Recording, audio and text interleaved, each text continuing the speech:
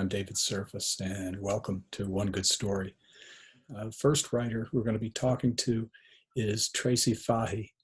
Tracy is a wonderful writer, and her new book from Sinister Horror Company is called Unheimlich Manoeuvres in the Dark, and we're going to be talking about her story, first story in the book, called That Thing I Did. All right, well, thank you, Tracy. Thank you so much. It's really great to meet you like this. Yeah, it's lovely. So the story we want to talk about is That Thing I Did. It's for the first story in your collection. How do you pronounce unheimlich? Is that right? Beautifully pronounced. But can you just tell us again a little more about where that story came from? So I think it must be about 20 years ago. I read one of those kind of tiny little stories that sometimes appear in the digest section of newspapers about a domestic accident. And it was basically just a really horrible accident that had occurred in the driveway of an ordinary suburban home. And I think it was the kind of quiet horror of that haunted me, because it was just reported in a few sentences, but I couldn't help but think of the aftermath. And it wasn't until many years later when I was just pottering away at the keyboard and that story just came back to me. And I just thought, really, this story deserves an exorcism in words. And it was just so germane to my own notion that horror isn't always about monsters. It's not always about kind of visceral stories of horror. Sometimes quiet horror is the most effective because it's the most chilling. In your story, there's no ghost, there's nothing supernatural, and it works beautifully. I just wanted to ask you, when do you decide I'm going to let the supernatural in, or I don't need to let the supernatural? How does that work for you? First of all, I have to say I have the most nightmarish writing process ever because it's very diffuse and it's very disconnected.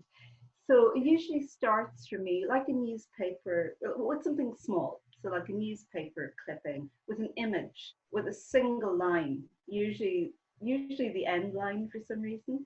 Maybe it'll be the start your line, but everything just kind of grows in little bits and pieces from that. And I start to write questions down. What if X happened? And then I'll start to contextualize it and flesh it out. But it all comes in little fragments. And then I stitch them together like a really tatty patchwork quilt.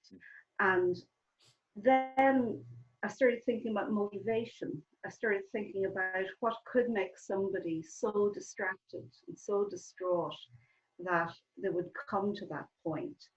And when I thought about it, the motivation that came to me was not a supernatural motivation, it was an entirely human one.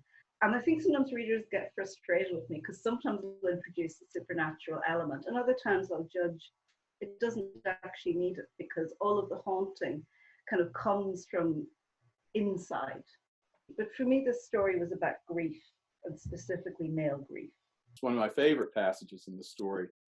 Comes when the main character is thinking about that very thing. Would you mind reading those two paragraphs? When you lose a lover, the world makes exceptions for you. He's heartbroken, people say, and excuse your sullenness, your lack of engagement. They make tea without asking, they ask you how you're feeling. But when you lose a friend, and you're a man, and that friend is a man, well, that's different. Everyone's embarrassed by your sadness. It accepts their notion of man as stoic. Somehow it seems undignified, inappropriate. It's unmanly and somehow irritating. I read that and I thought, how does she know that? I mean, that's a bad question. I apologize, but it's so pure and so real. How do you know that? Where does that come from for you?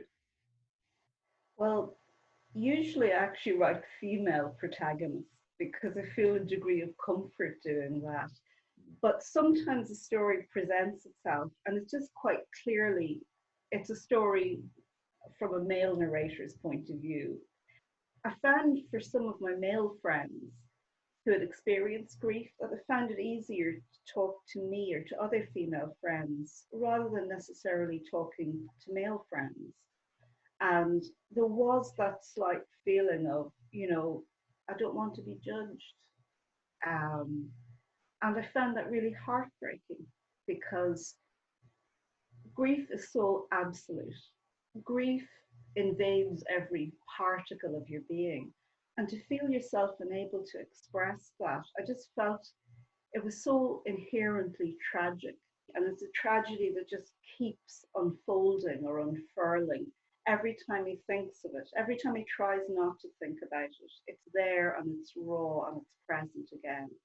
And I think it's just made all the more poignant by the fact that he never seems able to release that grief.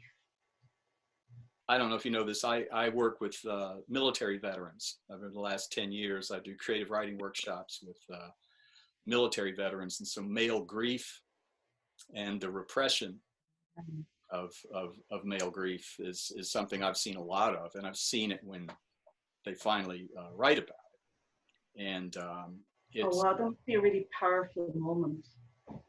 yeah, it is. And that's why I was so impressed with yours, because it's not a moment of drama. You're not describing someone having a freak out or a breakdown or episode. You're just talking about just these deep truths. Yeah, I have one more question. It's not specifically about this story. I read an article somewhere that someone was encouraging people not to be too productive, saying that if you're making a lot of things and being productive, that you're just you're avoiding, you're repressing. I guess that can be true, but it just, I don't know. I don't know about you, but I mean, it seems to me that when writers are doing what writers do, uh, you're engaging. You're engaging with what's really happening in a way that other people maybe can't see. What What do you think?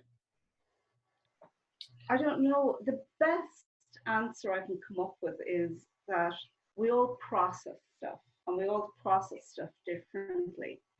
And talking to other friends, some of whom are not writing, some of whom are writing, um, I hear a lot about being overwhelmed, which I totally get.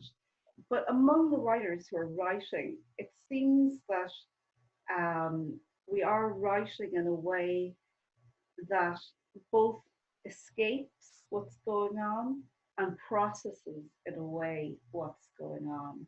Um, I think that we're all really working out what this pandemic means, what it means for us, what it means for creativity.